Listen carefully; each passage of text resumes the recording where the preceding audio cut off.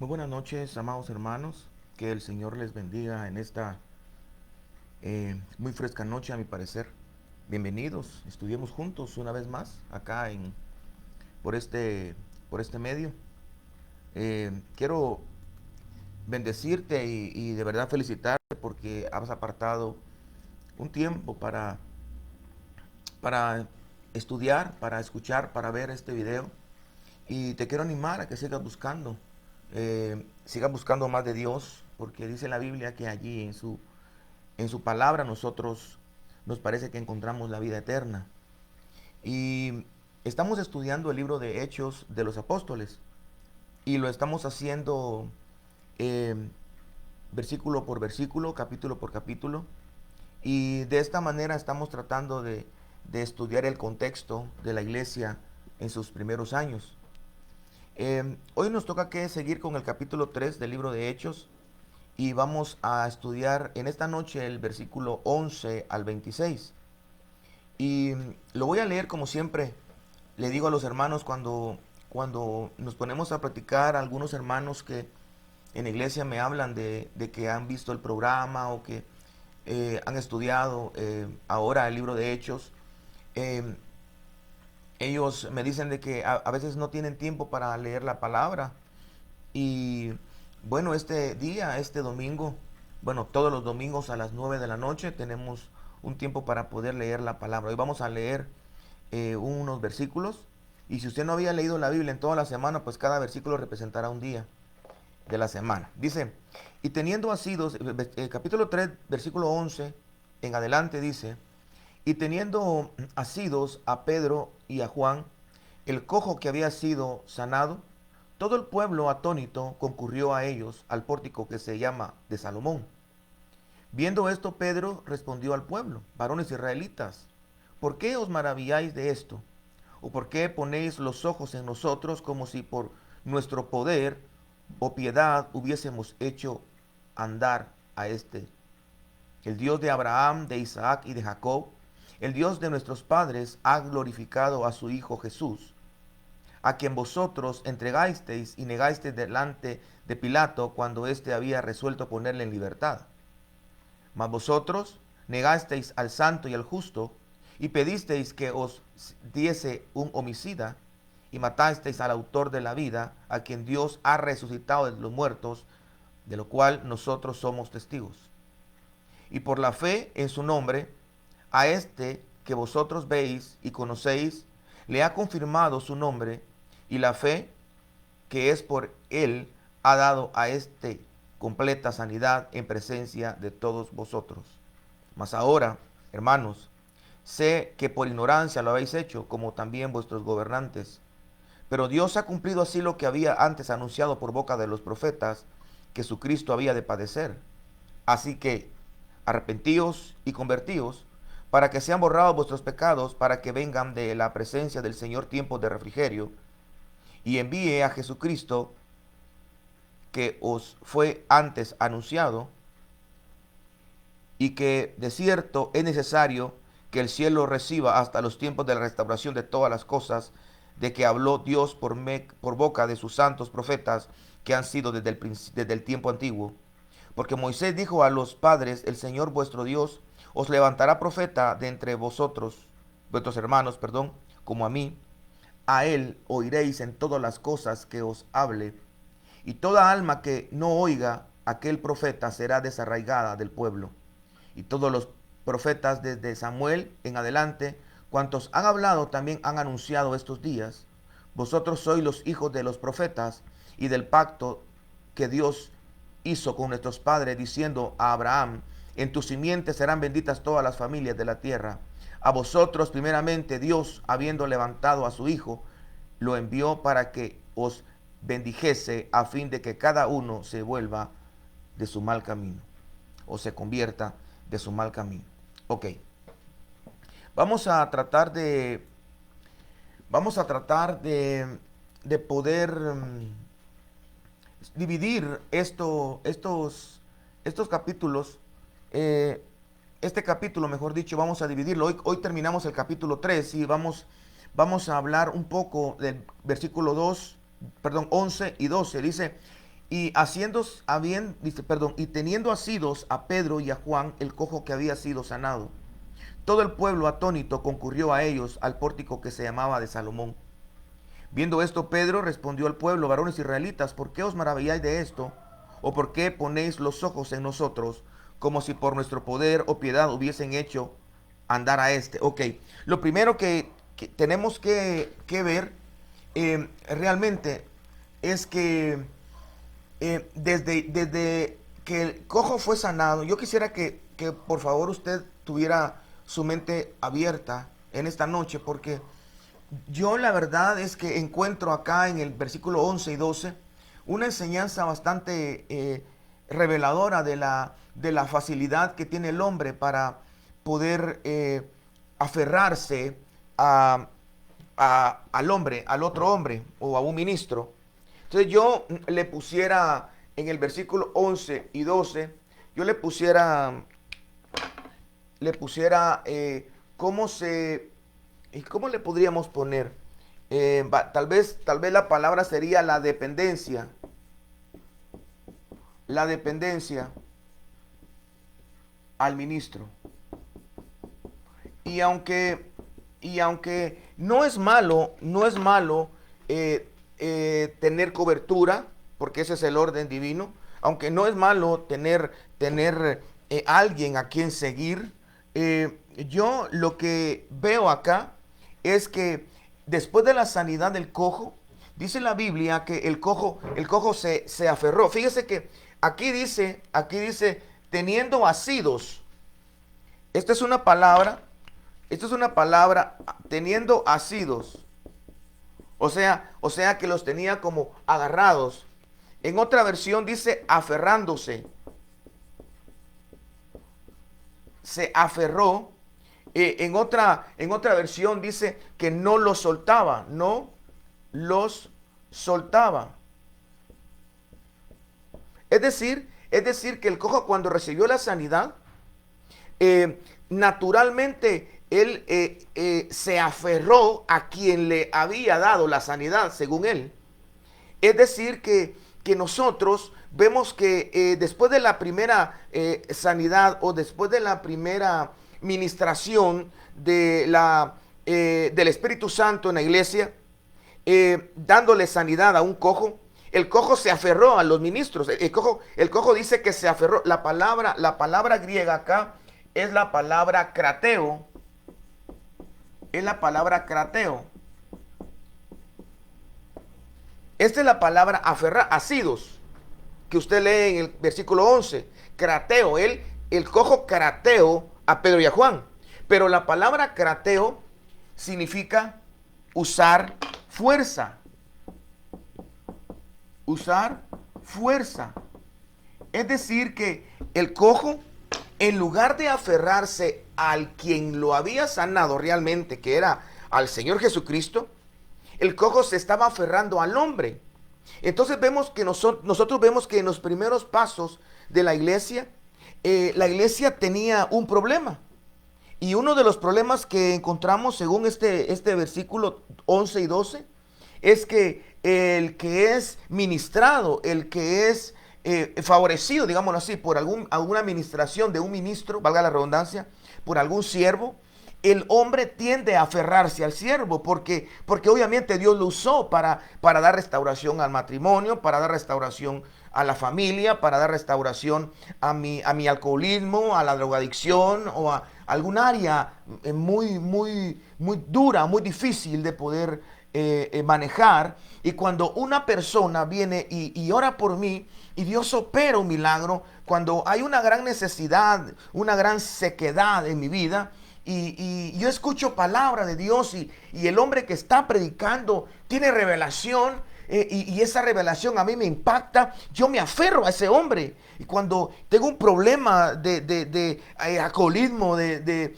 lujuria, lascivia, de tabaquismo, qué sé yo, hermano, y Dios opera un milagro usando a alguien, lo que tiende el ser humano es aferrarse a la persona. Y esto no lo estoy diciendo yo, eso lo dice el versículo número 11, que después de que el cojo fue sanado, Fíjese usted, después de que el cojo fue sanado, dice la Biblia que el cojo se aferró. Crateo, es la palabra crateo. Y la palabra crateo significa usar fuerza. O sea, él se aferró. Hay versiones que no dice aferrarse, sino que no lo soltaba. Es decir, se agarró a tal punto que Pedro en el versículo 12 le dice, pero ¿por qué pone los ojos en nosotros? Es decir, que aquí encontramos dos cosas. Una cosa, encontramos la facilidad que tenemos nosotros como iglesia.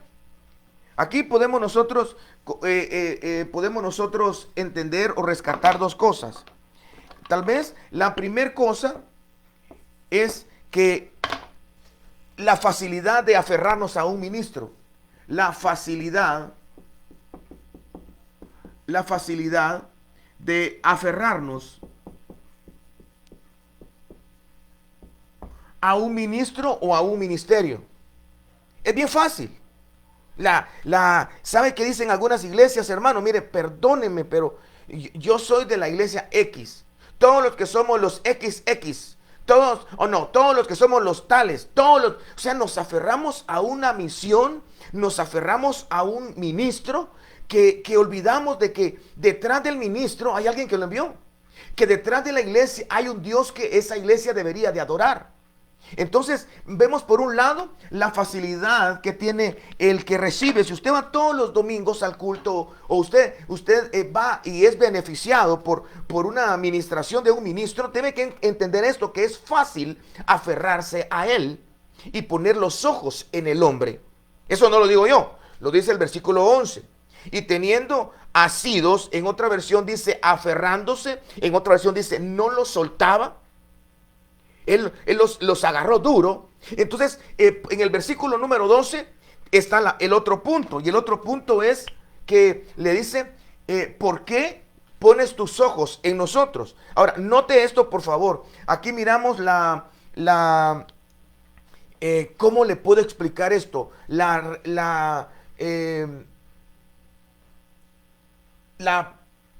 Digamos lo que esto es la forma adecuada.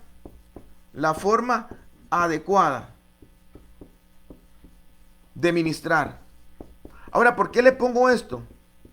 Porque fíjese que otros hubieran sido, no le dicen nada. Es decir, que la forma adecuada de ministrar, ¿cuál es? Dar de la gloria al Señor. Estos hombres, cuando vieron la actitud de este cojo, que al final del día ellos no dijeron que lo hacían en su nombre. Dijo lo que no tengo plata ni oro, sino lo que tengo te doy. En el nombre de Jesucristo, levántate.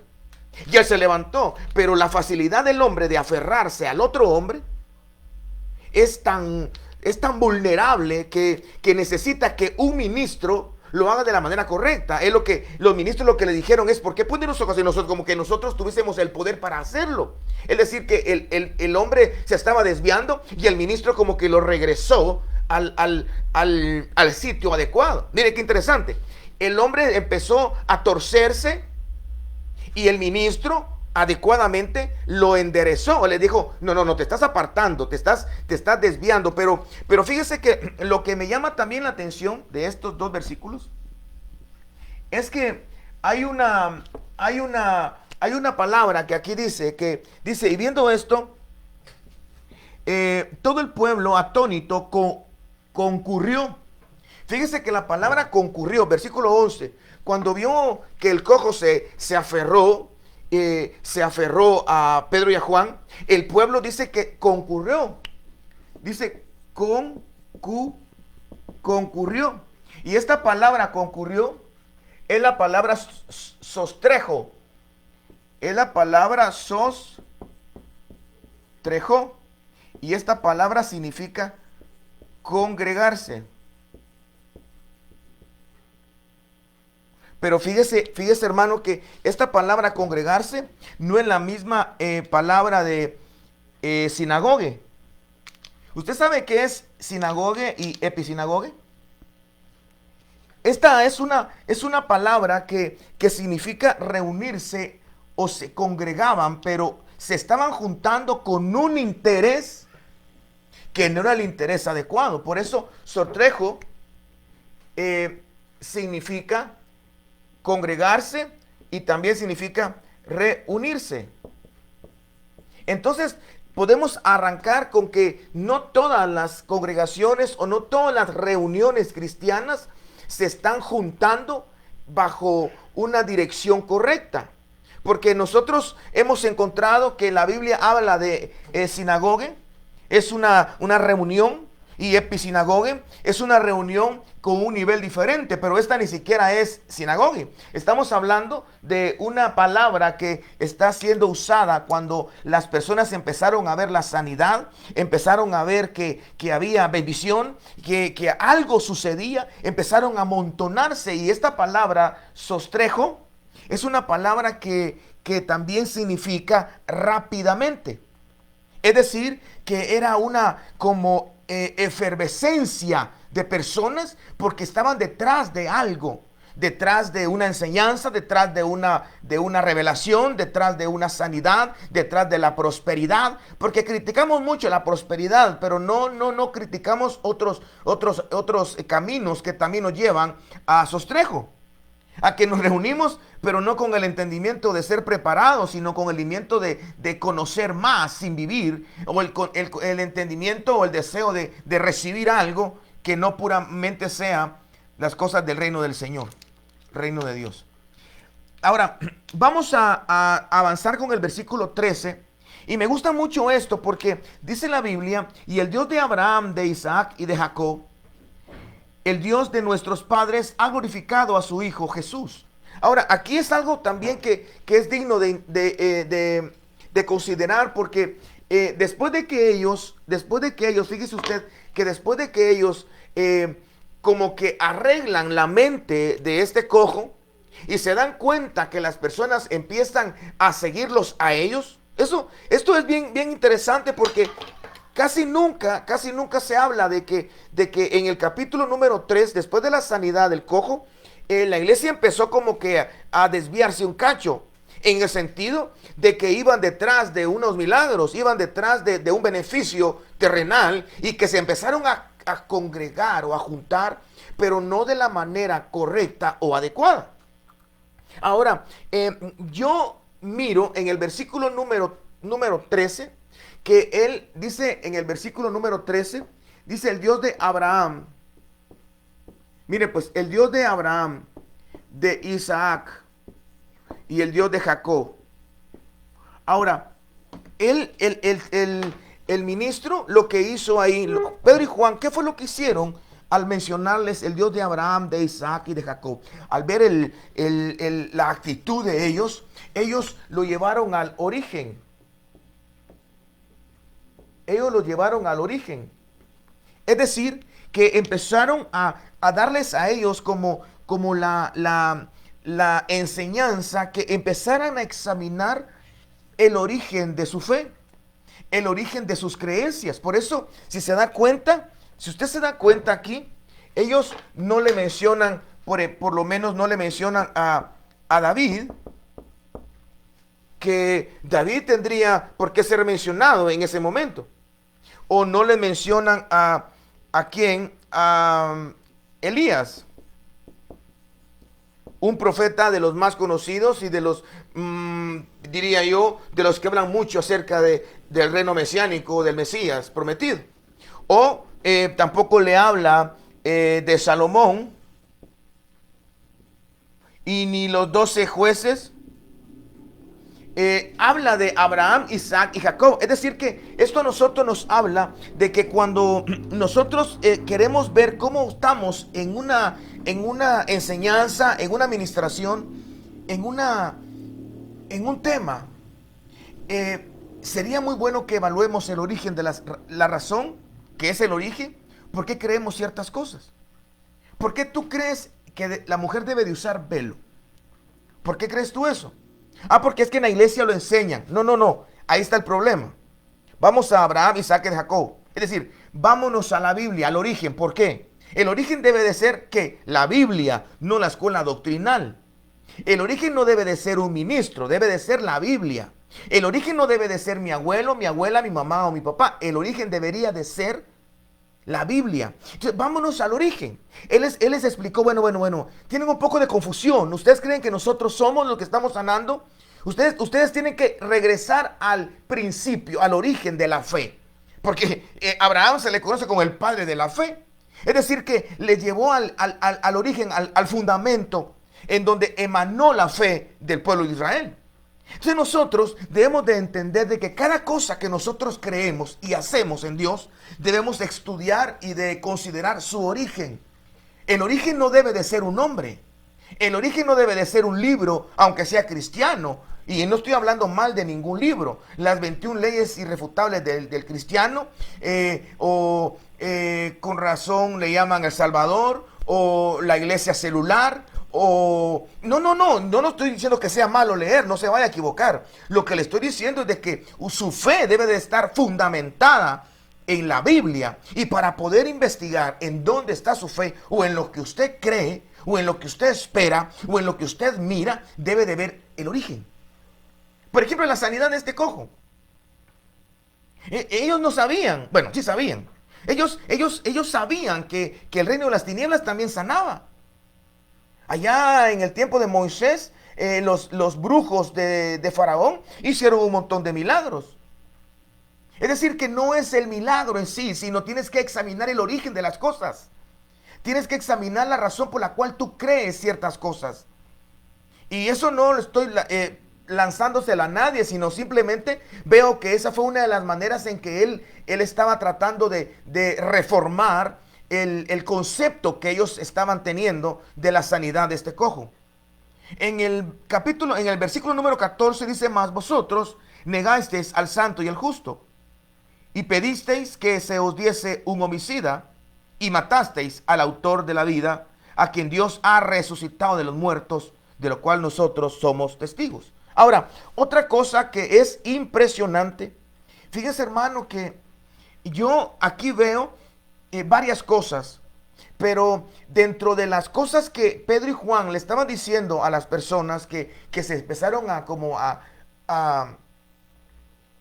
congregarse, empezaron a reunirse por la impresión de la sanidad, ¿qué actitud cree que tomaría o tomaríamos todos si de repente en alguna iglesia sí sale por la noticia de que hay sanidades que se están dando gruesas? No un testimonio de una persona, ni de un diácono, ni de un anciano, ni de un pastor, no, que sea público las sanidades. Así como cuando Jesús, se recuerda que dice que se comentaba, se escuchaba, se hablaba de las sanidades que él hacía, y mucha gente de muy lejos venía, porque obviamente era conocidísimo lo que estaba haciendo, lo que estaba sucediendo. ¿Cuál sería la actitud, cree usted, de nosotros como pueblo de Dios en Guatemala, si nosotros nos llegamos a enterar, en las noticias sale, en CNN o en Radio Sonora o en qué sé yo, tantos noticieros que hay una iglesia en tal lugar donde se han levantado a los muertos, donde sí se levantan a los paralíticos, en donde el cáncer y el SIDA están retrocediendo, en donde no uno dentro de 1000, no, se está fluyendo la sanidad, está Dios visitando ese lugar? ¿Cuál cree usted que sería la actitud de la mayoría de los cristianos? ¿Usted no cree que se agolparían en ese lugar? ¿Usted no cree que ahí se juntarían los domingos? Claro que sí. Pues ahí se están congregando, pero la palabra es la palabra sontrejo. Se están juntando, congregando rápidamente para un interés, para de alguna manera saciar una necesidad. Pero esa no es una episinagoge como la que se desea que exista. Una unidad en el espíritu.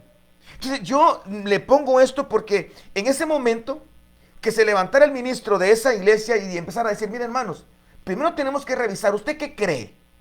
¿Usted viene aquí porque cree en Dios o porque usted está viendo el milagro que se está dando? Eso es lo que Pedro y Juan están diciendo. Eso es lo que Pedro está comentando. Eso es lo que se levantó a decir. Ustedes deben de examinar realmente que el que hace los milagros es Dios. Y lo habían dicho desde el principio, y empieza a citar la Biblia. Pero dentro de las cosas que él menciona es esto. Él dice: mas vosotros negasteis, dice. Entonces, una de las cosas que el apóstol Pedro hace es que él dice, ustedes negaron al autor de la vida. Y si usted lee más adelante en el versículo siguiente dice, y matasteis al autor de la vida. Es decir, que cuando uno empieza a negar, termina matando. Y no me estoy refiriendo matando a Dios, pero sería una buena, ¿qué le dijera yo? Una buena frase, pero no sería tal vez tan adecuada porque Dios no puede morir. Pero sí podemos matar como lo hacía Jezabel, que Jezabel mataba lo profético. Matamos lo que es de Dios, lo que es de Dios en nuestra vida, ¿Y cómo podemos matar lo que es de Dios en nuestra vida? ¿Cómo podemos matar lo que es de Dios en nuestra vida? ¿Cómo podemos matar lo que es de Dios en nuestra vida? Negándolo. Ahora, ¿cómo podemos matar a Dios en nuestra vida? Las cosas que Dios nos ha dado. Me refiero a una vida de oración. Mucha gente ha matado la vida de oración. Pero empezó a matar la vida de oración, o llegó a matar la vida de oración cuando empezó a negarse a orar. O sea que estos hombres empezaron a negar a Jesús y terminaron matándolo. O sea, el proceso fue negarlo y matarlo. Cuando tú te niegas a ir a la congregación, cuando nos negamos a adorar, cuando nos negamos a vigilar, cuando nosotros nos negamos a estudiar, a leer, cuando nos negamos, hermano, a pedir perdón, cuando nos negamos, hay algo que va a morir. Por ejemplo, el que se niega a pedir perdón está matando la humildad.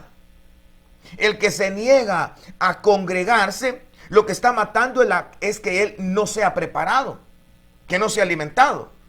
El que está negando la oración está matando su comunión con Dios, su devoción a Dios. Es decir que una de las cosas que Pedro les menciona, después de haberles dicho, bueno, examinemos el origen de nuestra fe. O sea, ¿cuál es el origen? El origen es Dios. ¿Y por qué es Dios? Porque Dios le dijo a Abraham, yo te voy a usar, yo voy a levantar una simiente de tus lomos. Él le dijo a Isaac, y Isaac le dijo a Jacob. Entonces, ese era el origen de su fe. Les empezó a decir a ellos quién era el que había dicho desde el principio que iba a orar con portentos y milagros. Pero ¿saben por qué no se dan cuenta? Les dice, porque ustedes lo negaron.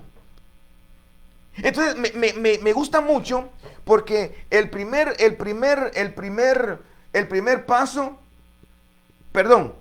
último paso es matar lo que es de Dios, las cosas que son de Dios, matarlo. Número 2, empieza porque lo negamos. La muerte viene por la negación. Pero ahora, ¿qué es negar? ¿Qué es negar? Y él les pone un ejemplo. Y les pone el ejemplo, se recuerda usted, miren lo que le dice. Mas vosotros negasteis al santo y al justo, y pedisteis que se os diese un homicida. ¿Se recuerda de quién está hablando? Bueno, habían dos, había un preso y estaba Jesús. Y ya el rey había dispuesto a soltar a Jesús, pero el pueblo lo pidió al homicida, a Barrabás. El pueblo dijo, Barrabás, Barrabás. ¿Quién quiere que salga libre? Barrabás. Entonces en nuestra vida siempre va a haber un momento en donde tú, eso no me lo estoy inventando, hermano. No me lo estoy inventando, perdón. Va a haber un momento en donde tú te vas a tener que escoger Barrabás o Jesús. En cada decisión que tú estás tomando, en cada decisión que tomas, en cada elección que haces, en cada cosa que decides, estás tú o soltando a Barrabás o estás soltando a Jesús en ti.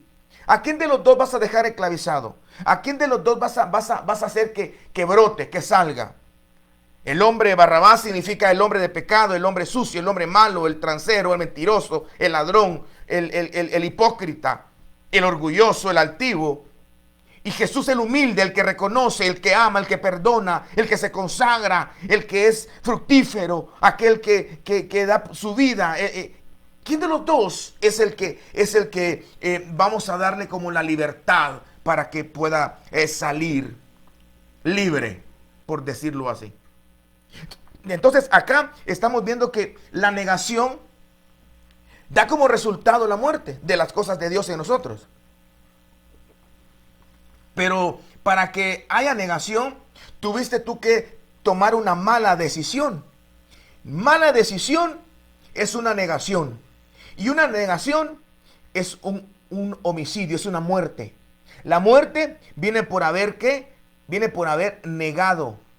Y negamos a Jesús cuando dice la Biblia que nosotros, dice la Biblia que nosotros tomamos una mala decisión. Número 1, 2, 3, número 4.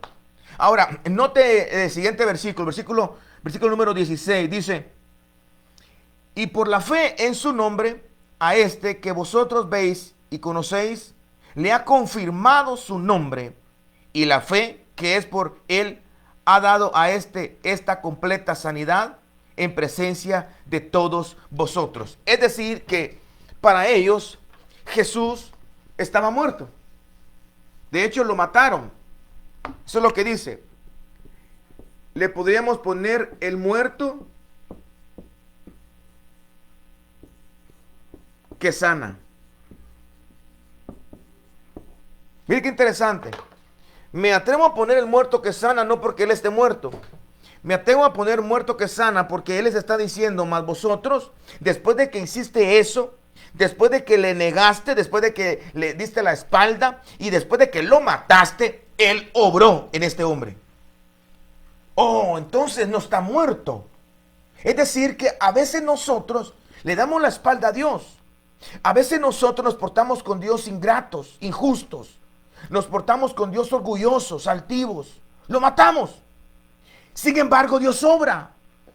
Porque Dios es bueno. Porque para siempre es su misericordia. Es decir, que Dios puede obrar aunque en nosotros esté muerto. ¿Sabe por qué? Porque Él no puede morir, porque Él ya resucitó. Aleluya. Es decir, que estos hombres, dice que por la fe en su nombre. Pero si usted revisa el versículo 15, dice que Él fue muerto. ¿Cómo es que Él había sido muerto por ellos, pero había dado sanidad? Dice completa sanidad en presencia de todos vosotros. Estaba muerto, pero estaba sanando.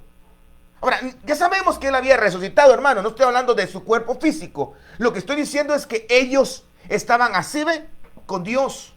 Sin embargo, Dios quiso obrar a favor de ellos, trayendo sanidad a este cojo. Es lo que ellos no comprendían, es lo que ellos no entendían, porque tenían a Jesús como alguien que ya no tenía, ya había muerto. Pero lo que los trajo a ellos a la vida fue que empezaron a hacer milagros y Jesús no estaba, hágame el favor, porque antes había milagros, pero Jesús andaba por ahí. Ahora hay milagros y dicen que es en su nombre. ¿Y cómo no nos vamos a emocionar? Vamos a ver, porque si Él está sanando y no está presente, ahí pasa algo, hermano.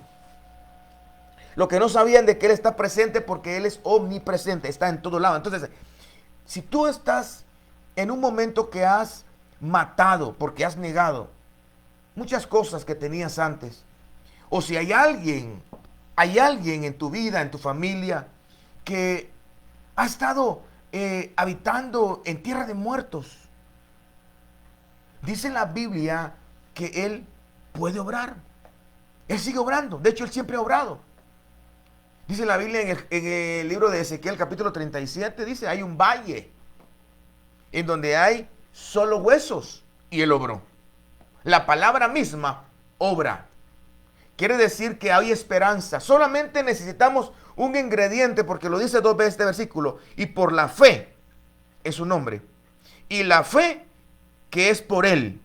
Es decir, nosotros creemos que aunque haya alguna persona que no quiera nada con Dios, que esté separada de Dios, nosotros creemos que Dios puede obrar. Y Dios va a obrar porque Dios es bueno. Versículo 17.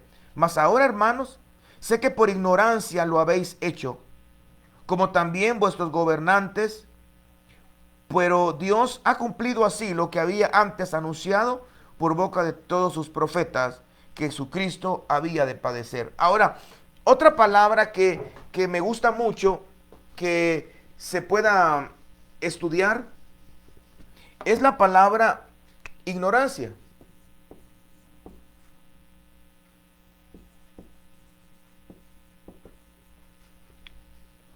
Es la palabra ignorancia.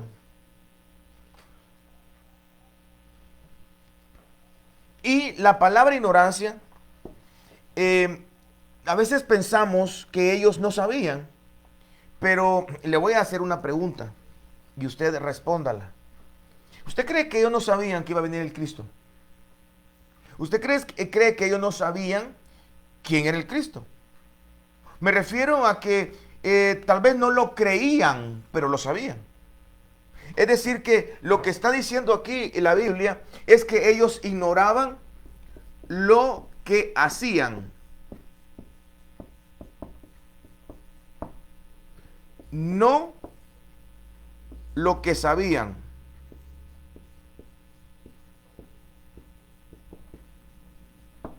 Es decir, que ellos, dice el versículo número 17, mas ahora, hermanos, sé que por ignorancia lo habéis hecho.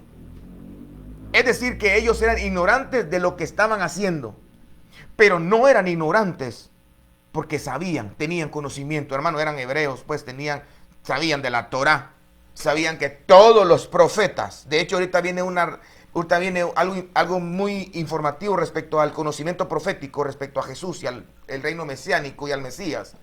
Pero es decir que ellos eran ignorantes por lo que estaban haciendo, no por lo que sabían. Es decir, que ellos sabían, pero estaban ignorando lo que sabían y estaban haciendo algo diferente a lo que ellos conocían y sabían. Es como que tú sabes que debes de ponerte velo, pero no te pones. Es como que tú sabes que debes de hacer algo, pero no lo haces. Eso es una ignorancia por lo que estás haciendo. Porque realmente no sabes lo que estás haciendo. Porque si supieras realmente las repercusiones que hay cuando haces lo malo, cuando yo hago lo malo, yo le aseguro que no lo haríamos. Pero sí estamos ignorando lo que sabemos porque tenemos que hacer. Que, por ejemplo, dice la Biblia que el que sabe hacer las cosas buenas y no las hace, le es tomado como pecado. ¿Por qué es pecado? Porque él tiene conocimiento. Ok. Número 19.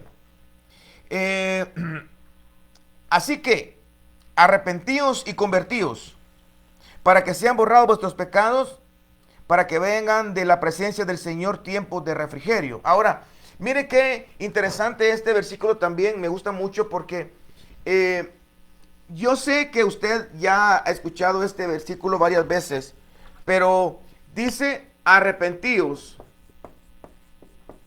arrepentíos y convertíos. Son dos palabras que pareciera que son las mismas, pero no.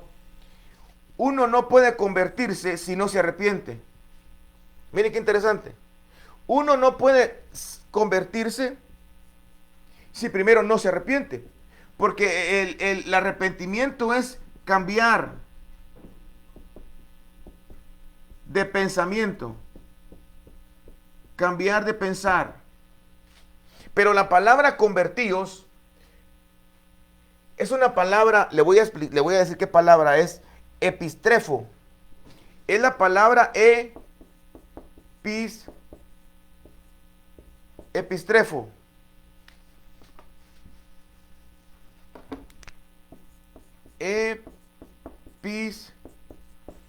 Epistrefo. Y esta significa volver. Una significa cambiar de pensamiento Y la palabra convertíos es una palabra que significa volver. Nadie puede volver si no cambia su mente. Es decir, que todos los que han sido convertidos se han arrepentido. Por eso dice, arrepentíos y convertíos. Nadie puede convertirse sin estar arrepentido. Lo que pasa es que a nosotros se nos confunde porque creemos de que cuando aquí dice arrepentíos y convertíos, están pensando en cuando uno levanta la mano y va a aceptar a Cristo. Ah, se convirtió al evangelio anoche, dice. Pero es una frase. Pero la palabra conversión de aquí, de este versículo, no está hablando del acto cuando uno recibe a Cristo. Está hablando de volver. Es decir, que ya no va caminando para allá, sino que va para este lado. Pero para entender que va mal, tiene que cambiar de pensamiento. Y ese se llama metanoia, arrepentimiento. Entonces, cuando él les empieza a explicar las razones por las cuales ellos no quieren atribuirse el milagro, y les dice que por favor ellos razonen en el origen de su fe, en las promesas que habían sido dadas desde el principio, y no comenta a profetas o a hombres de Dios que podrían haber sido mencionados en ese momento, sino que los lleva al origen, al principio de todo. Y eso me gusta mucho pensar que nosotros debemos de examinar el origen de cada cosa a la cual creemos. Que no debemos de que el origen sea un hombre. Yo me recuerdo en alguna iglesia, en alguna aldea que yo visité y viví un tiempo allá, que las personas hacían algo porque así les había enseñado su pastor, y eso hacían en su misión. Pero el origen es la Biblia, o tendría que ser la Biblia. Entonces, cuando el hermano Pedro y Juan empiezan a dialogar con ellos, porque es el discurso de Pedro en el llamado pórtico de Salomón, hermano, donde se pone gloriosa la cosa. En ese momento, en ese lugar, el Señor usa a Pedro dándoles a los hermanos una recapitulación de lo que estaba sucediendo en ese momento, porque él ya no estaba, pero su espíritu estaba con nosotros, estaba aquí en la tierra y iba a empezar a hacer cosas que había sido prometido desde el principio, pero tenían que entender de que como ellos habían negado a Jesús, no lo podían entender, su mente estaba lejos de la realidad espiritual. Por eso les dice, vosotros negasteis y matasteis al autor de la vida.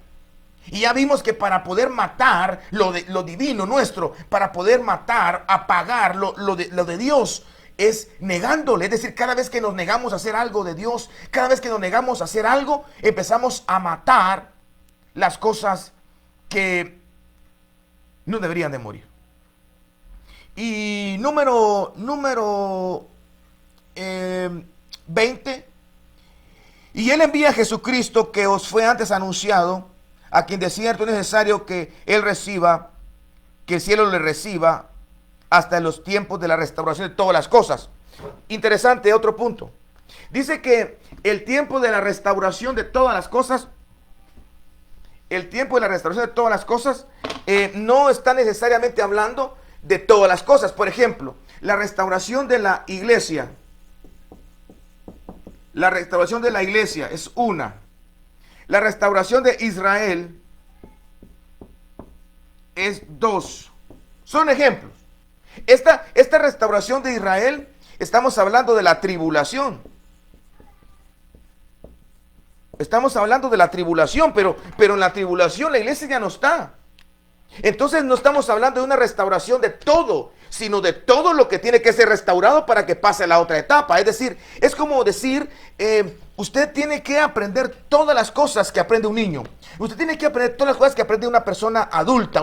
Es decir, que cada etapa tiene su totalidad, que no podemos pasar a una etapa si no terminamos la anterior.